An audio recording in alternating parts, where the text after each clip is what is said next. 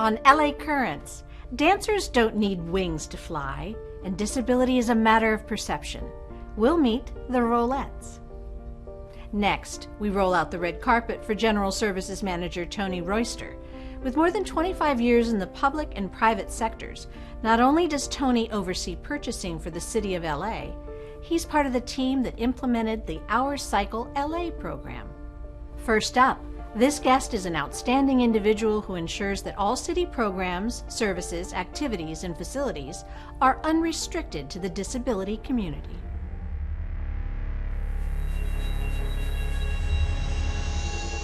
I'm delighted to be joined by the Executive Director from the Department of Disability in Los Angeles, Stephen Simon. So nice to have you with us. Thank you, Maria. So glad to be here. All right, so let's just get into a real basic thing, first of all. How does the Department on Disability define the word disability? What are those categories? Sure. Well, we define it very broadly. I mean, our baseline is the Americans with Disabilities Act, and they consider any impairment, mental or physical, that limits someone's substantial life activity. So dressing yourself, for example, getting out to transportation or work could define you as having a disability. But broadly, we serve anyone with a disability. We serve families that have a person with a disability in the family. We serve caregivers. We serve organizations that serve people with disabilities. The categories people talk about: mobility disabilities, someone who might have to use a wheelchair, for example, blind and low vision folks who are deaf or hard of hearing, people with cognitive and understanding and learning disabilities, people with mental health disabilities. It's truly very broad. When it comes to LA, is it still the same statistic? Is it still, 1 in 4 Los Angeles residents has something that could be considered a disability? Sure. Depending on who you ask and who's done the survey and the research, the number varies from anywhere as low as 18% to as high as 25%. Wow. We have an aging population that increasingly... And it goes up. Right. It goes up. And people... Sometimes there's a lot of stigma around disability. So a lot of people don't consider themselves disabled, but they are losing their mobility, right? They're losing their vision, they're losing their hearing, they're losing their ability to do the things they did when they were much younger. And that can often define people as having disabilities. So we think that number is large and broadly encompassing. We try to serve anybody kind of regardless of how they self-define. You mentioned a few times the ADA, the American with Disabilities Act. It's whatever, a little over 30 years into it. What changes have happened in Los Angeles proper because of that? We talked sidewalks, we talked adaptations in building and retrofitting, but have there been huge leaps in LA? And what exactly did the ADA ask of everyone when it was passed? Well, a few questions there. Overarching, there has been an extraordinary change over the past 30 years. And that's true in LA and it's true in most of this country, right? This was sort of our Civil Rights Act in the disability community. This was we have a right to access the civic space, to participate in our communities fully, without exception. Right?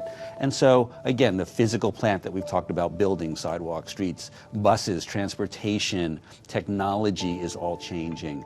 I think what's most important, though, is probably keeping up with the social change and understanding. People need to understand that people with disability, one, have this right, and it's just the right thing to do. You don't want to be shutting people off to the side. You want to be making space inclusive. That's sort of the magic word these days. You've got inclusion. We talk about race generally, gender, LGBTQ community, but disability inclusion and diversity is vital as well. People with disabilities are in all of those populations. And it's just sort of that social contract where people really are invited in and not sort of fetishized as other. That's really important. That said, I'm going to flip everything I said on its ear. Okay. We had a film festival, a disability-centered film festival, just a couple weeks ago called Real Abilities. It's our 3rd year here in LA hosting this. It's to talk about inclusion of people with disabilities in media, film and television. And someone very involved in that, the person who actually picks out our films each year, Michael Daugherty, he's in the Writers Guild. And he made a point and posted the most poignant piece on Facebook or somewhere that just said, I appreciate all these gains around the ADA 30th. I appreciate you want to celebrate it, but I still get down to the corner and can't cross the street. I still get to transportation opportunities that are not accessible for me. I'm still running into barriers that I should not have to deal with in 2020. And that's true, and it's powerful. So bottom line is we've got a long way to go. The ADA itself, it talked about inclusion in employment. There's a lot of work to still be done there. And making space accessible for not just your customers and the clients and the public, but your employees, people that work there, people that apply for jobs. That's Title I. Title II is, again, city space, county space, local government, state government. Everything we do literally everything we do has to be accessible. And Title III is that public sphere. It's the stores, the markets, the sports venues. And I think as a city, we have an obligation to deal with all three. Title II is where we sit. That's where they're really looking at us closely. But Title I in employment, we need to be working with businesses big and small to ensure accessibility. We need to be a model city around employment. And then again, in the Title III space, how do we work with businesses to ensure they're accessible? How do we help educate them? How do we help even perhaps work with funding programs with the state and federal government to ensure our local businesses have access to that? Something you said really struck me, and it's also kind of with this whole issue of civil rights and racism and perception and the other and all of those things. That issue of inclusion, and that inclusion is not just physical as much as it's visual, and that inclusion in the entertainment industry, and that inclusion in just daily activity and in the place of employment, because I think we all need to take another step forward in terms of how we see people. So I imagine that in the arena of people with disabilities, that how they're perceived is an issue that needs to be addressed. And so what are the things that we as a society, and now I'm getting like 35,000 feet in the air to talk about this kind of, but what should we be aware of and what should we be doing and how should we, terminology and acceptance and employment and all of these things, and where are we falling back and where should we be stepping forward in that way?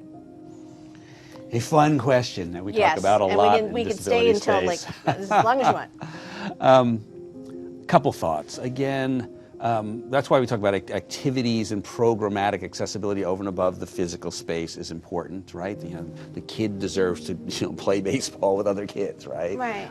Education, same piece. Sometimes people need really specialized education to support their work. I understand that, but the more they can be included with other kids, the better.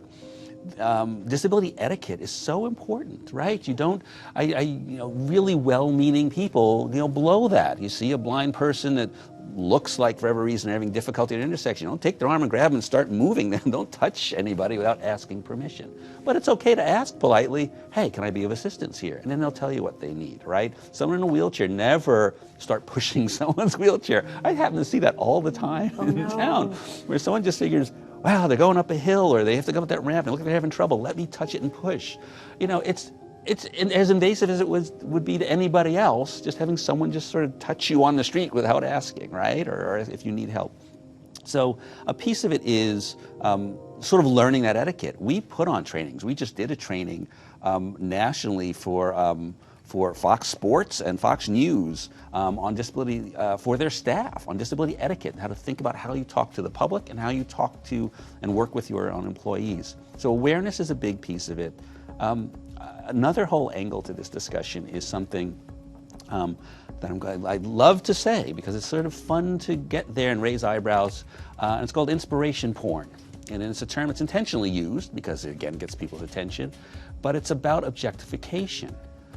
People without disabilities all too often want people with disabilities to be inspiring. You're so inspiring because you did that really menial task. Right. And it's actually offensive to a lot of people with disabilities. Don't say I'm inspiring, because and there's an activist, Stella Young, I think is her name. She's an Australian activist and did a great TED Talk on this. I recommend everybody Google her and look at this TED Talk, because don't give me an inspiration award because I survived being disabled today. Don't give me an inspiration award because I woke up this morning and remembered my name. give me an inspiration word because I did something truly inspirational, right? My life is not something that's sad. It's not something that needs to be fixed. It's not something I can't believe I got through the next day. It's something that I have a lot of barriers to deal with.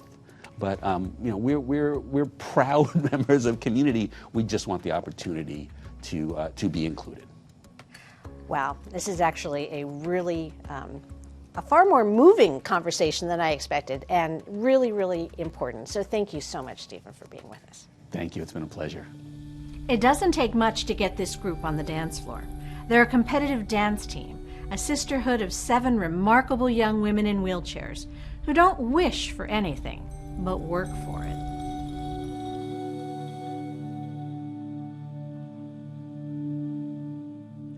Choreographer Martha Graham said, "Dance is the hidden language of the soul." Our guests today know that all too well. I'm so delighted to be joined by members of the dance team, the Rollettes, Connor Lundius and Catherine Elliott. So great to have you guys here. Thank you. All right, straight off the bat, dance team, the Rollettes. I know it was created by this wonderful, wonderful dancer, Chelsea Hill, but what is it and what do you guys do? So we are a dance team made up of women with disabilities, women in wheelchairs, and our main mission is to empower other women and girls with disabilities to live boundlessly and shift perspective through dance. So you were always a dancer? I personally have been a dancer since I was 5 years old. And then I was injured at the age of 22. My last performance, able-bodied, was just a couple months before my injury. And I found the Rollettes about 6 months after, and since then I haven't stopped dancing. What was it like to know that there were other women out there that really wanted to do exactly what you were doing and had faced the same sort of, hurdles that you had to face?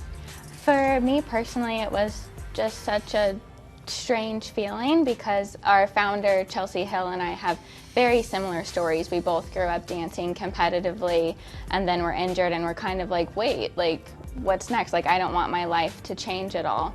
So it was just really empowering for me to find people out there, women specifically, that have the same goals in life and the same passion.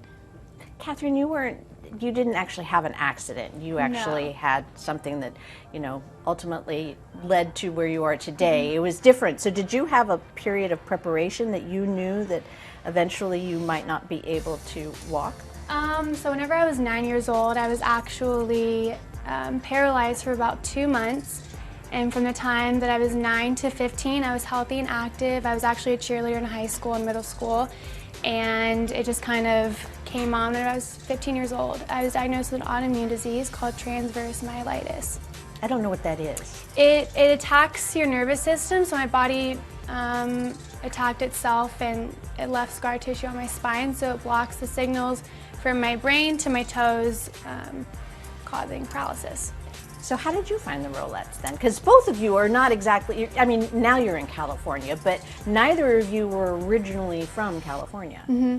I'm born and raised from Houston, Texas, and now I hear the accent. yeah, I met a few of the girls at an Abilities Expo, and Chelsea invited me to come to a camp, and 2 days later I flew out knowing none of the girls, and I'd never hung out with anyone in a chair my age, and since then it's just really special for us to see the reach and how much we've been able to grow even in the last 5 years. When I first went to the camp, there was less than 20 girls, and then the next year it grew to almost 40, and then the next year we grew to over 150. Wow. So it's really incredible to just see that there are so many other women out there that share the similar mindset and just want to connect and make friends and share experiences, and we're reaching women from 10 different countries around the world, so it's incredible. Has it shifted you inside? Did it change how you feel about you and what you can and cannot do? I think it's an indescribable feeling for sure, and especially even just when we're all together as a team, the 7 of us, we share a bond and share experiences that the general population doesn't understand. So you feel tremendously at ease and comfortable when you're around people who are just like you. being 15, I I don't know, I feel like I can be unapologetically myself around these women, and it's a bond like I've never experienced before, and it really gives me a sense of belonging. The thing that's also really important, I would imagine, is, people's perceptions. And there are people who, despite all their good intentions and despite the fact that they don't want to somehow, make anyone feel bad for any reason, there are mistakes that are made. So what are some tips and hints and advice that you would give people when they're just hanging out with you that, you shouldn't or wouldn't, or that doesn't feel good, and please try not to, because, I'm happy, I'm doing great. So what are some of the things that you've encountered that you wish maybe people would adjust a little bit? I think some people don't really think before they speak, and sometimes they say things that can be a little insensitive. We just always say we just want to be treated like everyone else. So if it's not something that you would say to like your sister or your best friend, maybe don't say it to a wheelchair user. But I think anyone with a disability out there is used to those experiences and those encounters. And for us personally, it's more about creating a dialogue with like education and knowledge and more of a learning experience for that other person than some sort of like an altercation. So when it comes to the way that we're treated or the way that people act around us, we just want to be treated and spoken to like everyone else. The idea that not only you're talented and you're able to do these remarkable dances, but that, as you've said this a few times now, the empowerment and the awareness and the allowing people to understand that A, they're not alone, and B, that there's limitless potential. I mean, that is a remarkable gift. And as that, do you feel as if you have a responsibility to demonstrate that in your everyday life, even when you're not dancing with the Rollettes? You look at me, I was waiting for you to answer. You're like sisters. I really feel like there's this family dynamic happening here. We are a sisterhood, and I think there are a lot of women out there looking up to us, but we also look up to them so much. We wouldn't be able to do this if it wasn't for the women out there that attend our dance classes and support us and cheer us on at all of our performances. So it really is just a giant group of women supporting each other. We wouldn't be who we are without them. And so that just really motivates us and inspires us to keep going and to keep growing. It's really cool because before I met all the girls, I didn't know a wheelchair user that was my age that I could relate to, because in rehab, there would be like these older men and they're like, oh, like you can connect with him. And I'm like, I have nothing in common with this person just because we're both in wheelchairs. But since meeting the girls, since we have such a large connection of women in wheelchairs, outside of the dance team, I've also gone to like connect with girls who have also been diagnosed with transverse myelitis. And it's a super rare thing, so it's a really cool thing to get to compare each experience because every case is different, and it's just incredible. I know the pandemic has limited the events that you can do, but this virtual opportunity that is allowing, I would imagine, you to reach out to an international audience. It'll be really interesting to see what kind of feedback you get from outside of the United States, and maybe your invitation to Australia. So are you looking forward to that, and how is that working? Are you all in front of a camera at one time, or are you doing it separately from your homes? We actually do, every week we're teaching virtual dance classes on Zoom. Myself and Chelsea Hill, our founder, we flip every week, and I do beginner classes, she does advanced, and so I'm teaching girls all the way from like 12 to 50 years old every week. So that's really fun for us, and that happens in our home, as well as some of our other little virtual hangouts and girls' nights that we host. But our big event of the year, Rollettes Experience, is usually held in person, and we actually do have girls that travel to Los Angeles internationally just for that. And we're always so grateful for them. But this year it couldn't happen in person, and we held everything virtually. If people want more information about the Rollettes, you can find all of our information at rollettesdance.com. You are both absolutely spectacular in every way possible, and I am delighted to have had the chance to talk with you.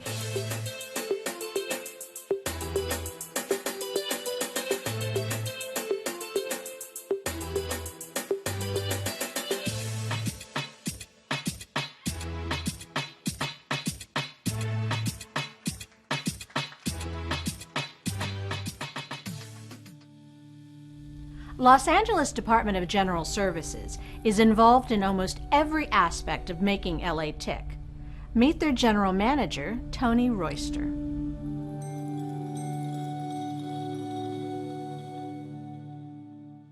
Like all businesses, the city of Los Angeles needs a lot of everything to operate.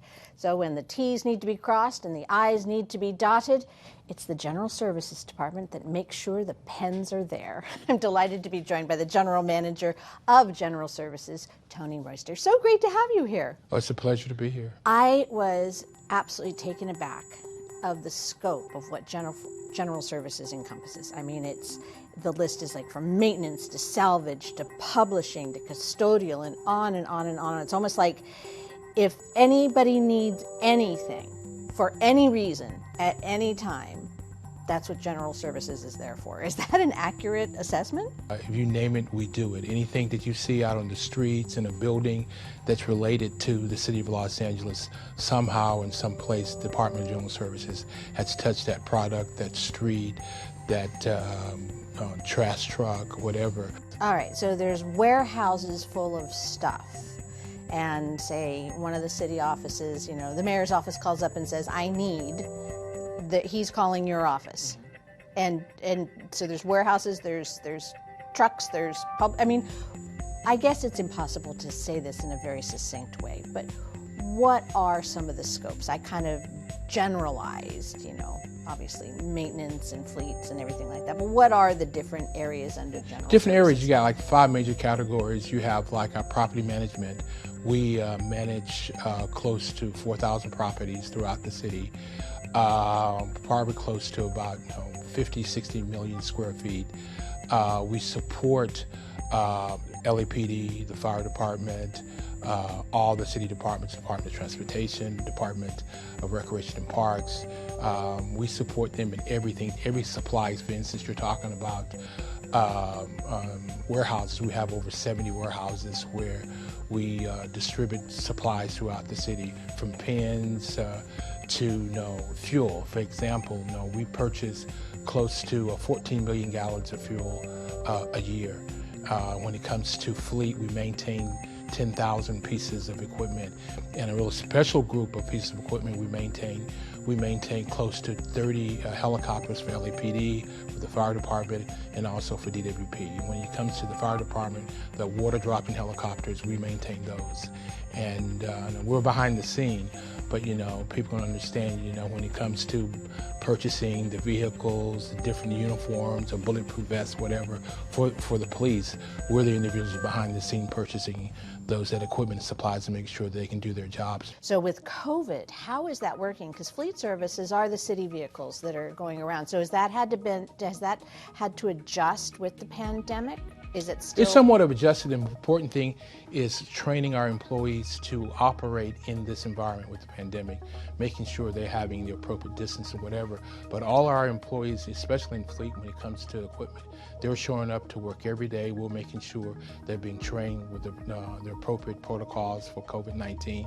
And also we're providing the PPEs, the personal protective equipment they need to do their jobs. Because like I was saying, we have over 10,000 pieces of equipment, and the individual departments cannot operate without that equipment. You can have the people, but if you don't have the equipment, the people can't do their jobs. So we work very collaborative with every department, making sure we're keeping a certain level of availability for each department so they can do their jobs. Like, for instance, the Department of Transportation, they have 500 to 600 of the traffic officer vehicles. We maintain those.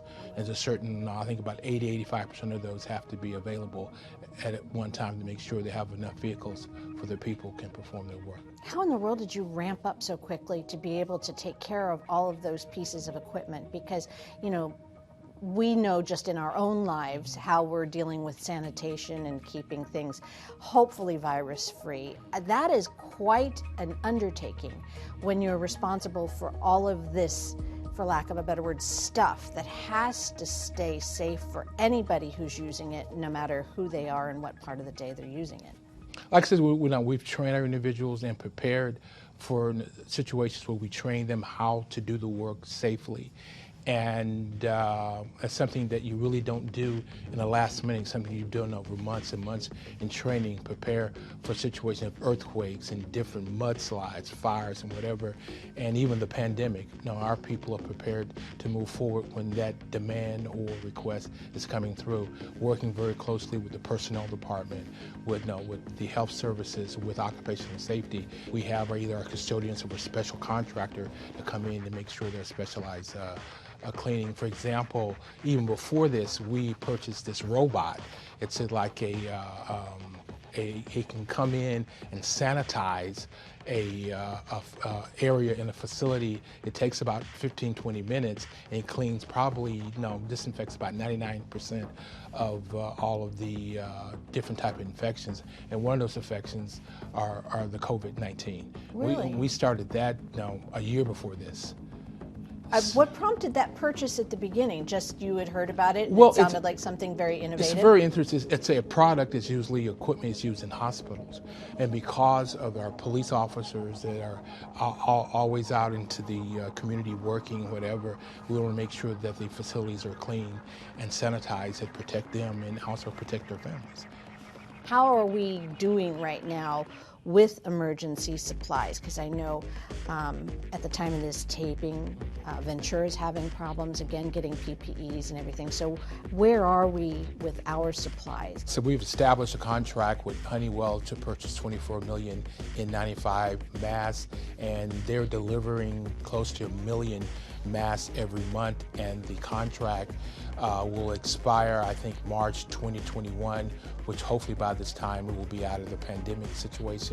At the same time, we still will have sufficient and enough of the N95 to support our essential workers, our police and firemen and city employees. Then there's also some very practical things that you've done. I mean, installing charging stations for electric vehicles. How is that process going? And do you know how many we have yet? Going very well. I said we've installed over 200 so far. We've got close to 95 at City Hall East on P2, P3, and P4, and we have another 300 that are in process to be installed in the near future. At the same time, the mayor has put a program together where anything that we buy is 50% that we buy is either electric or a hybrid type of vehicle. So we've purchased close to about 130 electric vehicles throughout the city, and we're looking to convert more like the DOT vehicles and different things. And I think we just purchased our first electric street sweeper. Oh, that'll be fun. Yeah. Very quiet, however. Yes, yes. You kind of have to have a little warning sign on there. Yeah. All of these technological advances that have simplified things and made things more coherent. Have you had to speed that up during COVID? Have you had? Oh yes, because for instance, a lot of things that we would do face to face, it's now on Zoom, it's on different type of conference call, whatever. Right, and those phone calls vary day to day, week to week, yes, given everything that's been going on. And one of the really nice things I think that you've alluded to, but maybe haven't clarified, is that Los Angeles defies being defined because it has so many different variables. But I think that there's a cohesion that is beginning here in Los Angeles, that there is a little bit more of a sense of identity, a sense of place, and a sense of personality that I think all of these things that you're talking about add to. Yes, because we come together as one city and one community, because it's like as if there's no place in the world like the city of Los Angeles. So, and it's the same thing as the city and family. We're all one family, and my job is to make sure the other departments have the supplies and equipment to do their job. If they're successful, I'm successful.